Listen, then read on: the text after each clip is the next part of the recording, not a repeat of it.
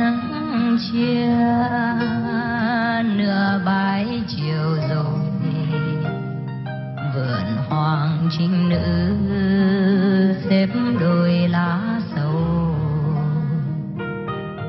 rơi buồn con nhện răng mau, em ơi hãy ngủ anh hầu. The thing is, I was so upset with this man. He was very kind and he treated me so nicely and gentlemanly. But it's just that his first question was, "Where do you come from?" That put me off. He was driving his car and I was sitting next to him. I felt the space became too small. I wanted to escape, I felt very, very upset. Yeah. So I talked in a very loud voice to him. Later, I apologized, that. I said, I don't think I'm ready for anything. I'm very sorry. You're a very nice guy, and I shouldn't have talked to you in such a voice like that.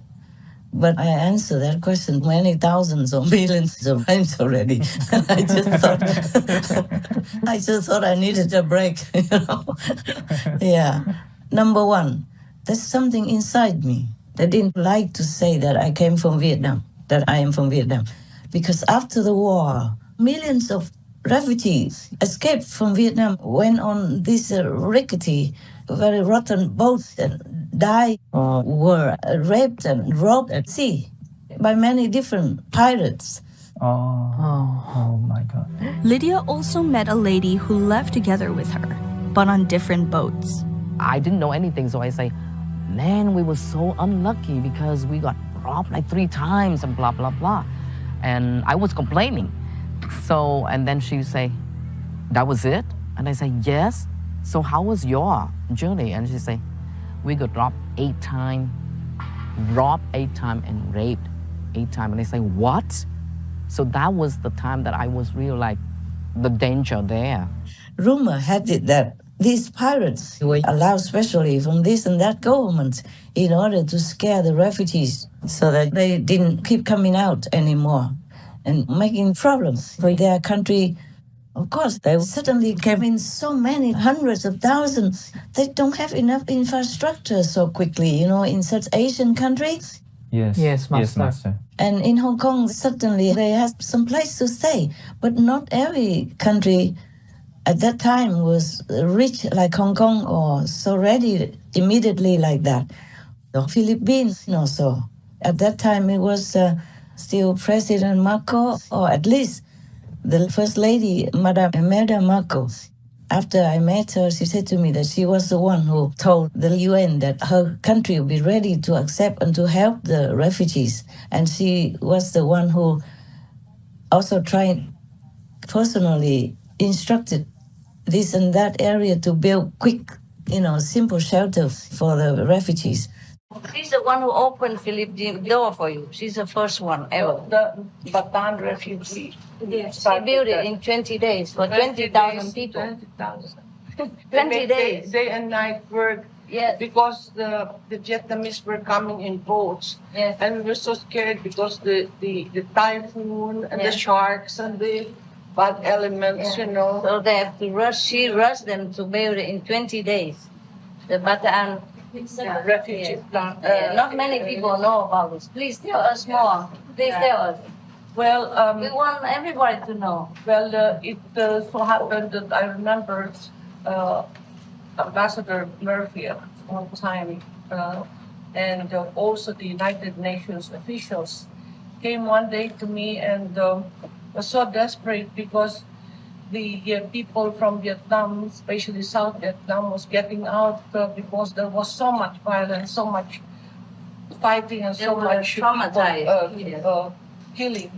And so they were coming in boats and with hardly anything with them.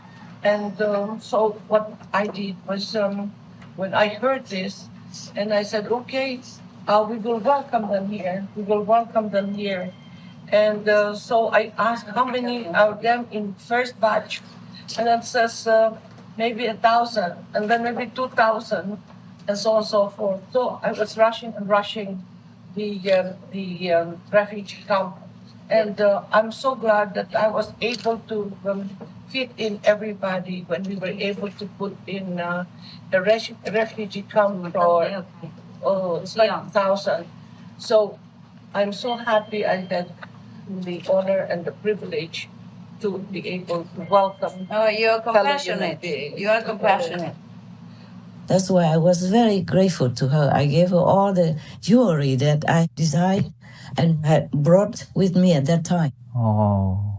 Everywhere I went, they just brought a lot of jewelry. And at that time, my clothing that I designed and all that to make me look good, look glamorous like a model so that they could sell more. They told me, they told me whatever I wear sells quickly and more than usual. So they kept making me wear this, wear that all the time. Yeah. I'm so small. You want so many things. Jewelry, they're heavy too. And whenever I went home after meeting or wearing for the public, I could not take all these things off quickly enough. I asked some of my helpers, whoever was nearby, please help me take this, I take that, you take this, take them all off quickly because I couldn't bear anything on my body that much. When I was younger, I was also like that. My mother gave me a lot of jewelry to wear on my ears and my hands and my neck, just in case because we were in the war. Yes, Master. So she said, in case we get lost, cannot contact, then you sell this so you can survive. But I did sell, not because to survive, but to treat my friends, my classmates and all that. I sold them stupidly because I didn't know how much they cost. So I sold them just like for whatever they say. I knew nothing. Yeah. And my mother scolded me so much. Said, wow, that costs a lot. You can't just sell like that. It's like 10% of it only. Oh my God. Wow. But then she gave me again and told me, promise not to sell. I said, I promised not to sell, but I didn't say I promised not to sell all, so I did sell some again. When you are young, you don't know the value of these things. Yes, Master. You don't appreciate that your parents work so hard to earn money and to save for you and to look after you. And you have your friends, they love you, they like you, and you want to treat them nicely and all that stuff. Yes, Master.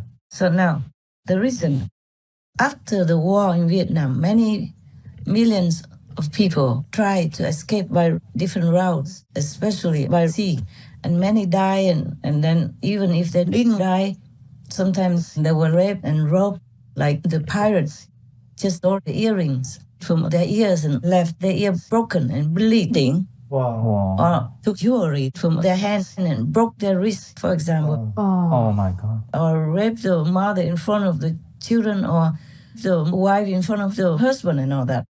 We were repeatedly attacked by the Thai pirates that afternoon and late into the evening. One after another, the pirates, which were fishermen wearing sarongs and carry big knives, hammers or iron sticks, jumped from their boats to ours. The pirates shouted in language I didn't understand. Our boat was full of people, mostly elders, women and children.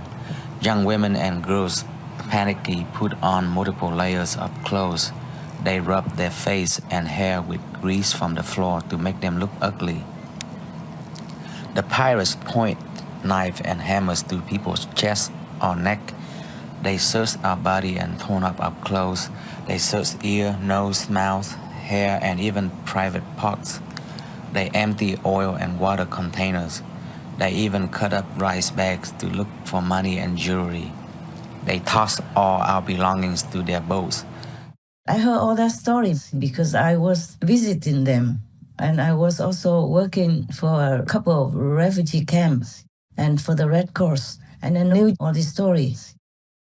And it was really terrible for me at that time. And then when they went to these refugee camps, of course they were looked after, but not all the refugee camps were the same. Buổi tụi nó học được mấy cái từ tiếng Việt á, nó bắt đầu nó tới giờ thí dụ như 3 giờ chiều đi từ phòng 1 nó tắm là nó thông báo vậy đó.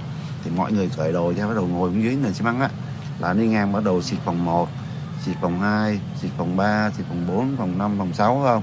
Thì trong cái lúc mà nó đi qua phòng khác thì phòng này á là ướt người rồi đó, thì ai có xà bông thì chà hay là ghét này kia đó, thì chút nữa nó đi lại nó sẽ xịt cho mình một lượt nữa để cho nó sạch. Nó càng đối xử ác với mình như vậy để làm gì? Để cho mình sợ, cho mình chán, cho mình mất hết tinh thần, để cuối cùng phải đăng ký chấp nhận hồi hương về Việt Nam.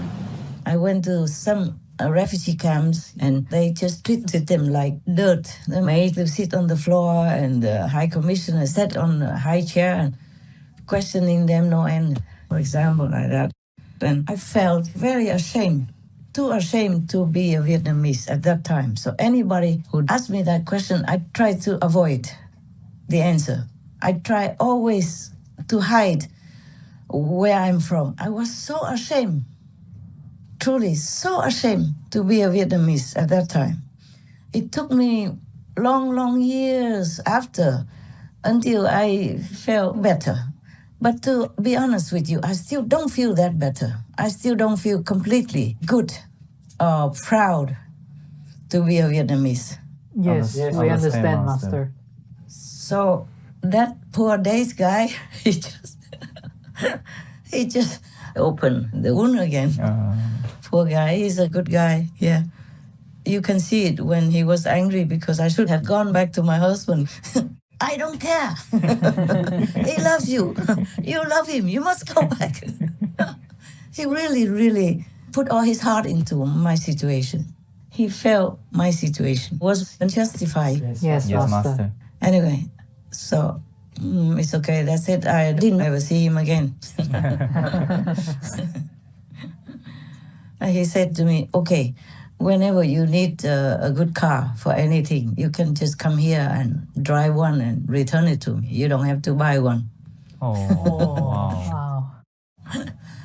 Even the Rolls Royce or anything. Wow. He said, because you don't drive a lot, so what for do you buy a car? Yes, indeed. You just come here, take any car you want. Oh, here now, come, try this Lamborghini, try the Porsche. Try the Rolls Royce, etc., you know. And okay, the Rolls Royce I kind of like because it's comfortable and the stick shift is very smooth. Yeah. And the car is very heavy, so when you drive, you feel very safe. But the Lamborghini, when I sat in it, I didn't see anything in front of me anymore. I said to him, how can I drive? I don't even see the road. And the same with the Porsche, almost, you know, because this kind of cars, they make it for sport driving, yeah, for men. Yes. Yes. And the seat is very low. You can touch the road, you know, almost it feels that way. And I am too short. You know, when I sit in there, I'm lost. If you're outside, maybe you don't even see me inside the car, and I see nothing in the road at all. It's so funny, yeah. He said, okay, any car you want, you can come and drive day, 2 days, and return. You don't have to buy. Because I went there and tried to see which car I like to buy. Anyway, there was a very short date, not even a day. You know, it was just a few hours in the evening. Actually, afterwards, we still went eating, and he chose a vegan food for me and all that. Not too bad, yeah, boy. Not too bad. I told you, the people outside are very nice to me, although I do nothing for him. I even yelled at him, and he's still liking me. Yeah. So I had this kind of inferiority complex within me and the tiredness of repeating the same answer again and again and again. But that guy, it was not his fault. He just asked a normal question. It's just I'm not normal. I wasn't in a normal situation. I wasn't from a normal country. Yes, Master. And then I felt very ashamed already. I tried so hard to hide my identity all the time, anytime I could. And anybody who asked me that question, I fell out with them immediately. I went somewhere else, talked to somebody else who already knew me and didn't ask me that question again. But these people ask because they're interested, not because they're racist. Yes, Master. I told you, if that guy was racist, he wouldn't have invited me for a date and even offer me a free car anytime I want, any car. Wow. Even after the date was done already. Understand. Yes. It's not like I promised him, okay, today was not very, we will go out again. No, I say, I'm not ready. I think I'm not ready. Sorry. He knew, okay? He knew it. That's why he got mad when I didn't go back to my ex-husband. Because he asked me, do you still love him? I said, yes, I do. And was it a good marriage? I said, it was excellent, not just good. That's why. And I said, does he still love you? I said, yes, for whatever his feelings. He asked me to go back to him, even though he already had a girlfriend. That's why he said, I don't care. Go. So I said, I cannot say I don't care about the girlfriend's feelings. I cannot hurt another person. And this time, on purpose, not because of idealism or going to find enlightenment and save the world and all that, even though it might sound naive, but that's what I was. I was really trying to save the world. That's why I left my husband to go to find some solution, some enlightenment like the Buddha did. That's what I thought. But now I'm already somehow enlightened. How can I go back and break somebody else's relationship and hurt somebody just to get my husband back? So afterward, he didn't shout, I don't care no more. I said, yeah, I understand, but it's a pity, he said. It's a pity. Love is hard to find. Such love is hard to find. I guess he was still heartbroken. His broken marriage left him heartbroken. Yes, Master. Yes, Master.